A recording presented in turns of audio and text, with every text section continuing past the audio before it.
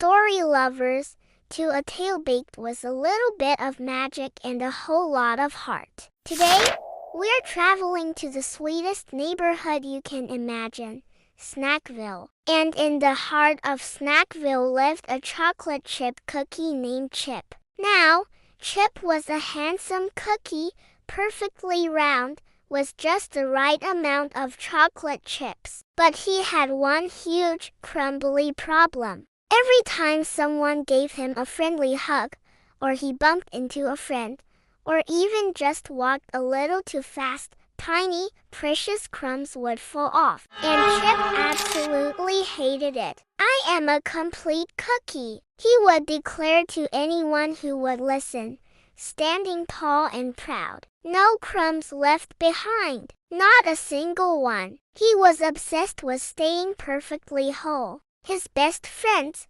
the cheerful candy cane and the soft-hearted marshmallow, were always there to help. They were the best pit crew a cookie could ask for. After a particularly bumpy day, they'd get to work. They tried gluing his runaway sprinkles back on with a dab of icing. They even fashioned a little protective suit for him out of a mini cupcake liner. It was stylish, but not very practical. Marshmallow, ever the gentle soul, even offered to be a personal cushion, rolling alongside Chip everywhere he went. "I'll soften the blow," he'd puff. But despite all their efforts, the crumbs still happened. A little piece here, a tiny morsel there. It was a constant source of anxiety for poor Chip. One particularly breezy afternoon, Chip was at the park,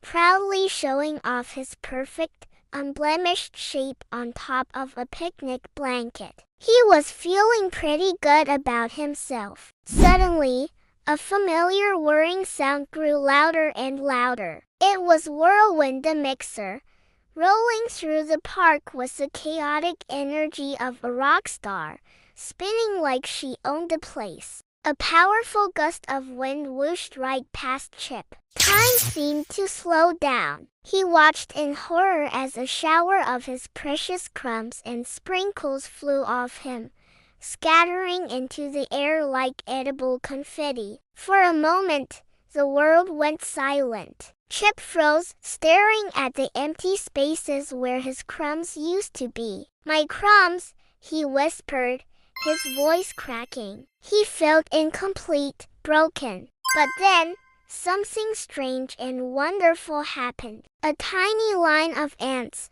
who had been marching nearby, stopped in their tracks. They saw the scattered crumbs and their little antennae started twitching with excitement. They gathered around the delicious specks and began to have a tiny dance party, cheering and waving little flags made of leaves. It was a full-blown celebration. Candy Cane, who had been watching the whole thing, burst out laughing. "Chip, look! You didn't just lose crumbs. You gave them a snack and a reason to celebrate." Chip watched the jubilant ants, completely bewildered. "So, my crumbs, they make others happy?" he asked, a new idea beginning to form in his doughy head. Marshmallow nodded gently, placing a soft hand on his friend's shoulder. "You see, Chip? You don't have to stay perfect to be amazing. Sometimes, sharing a little piece of yourself is what makes you truly special."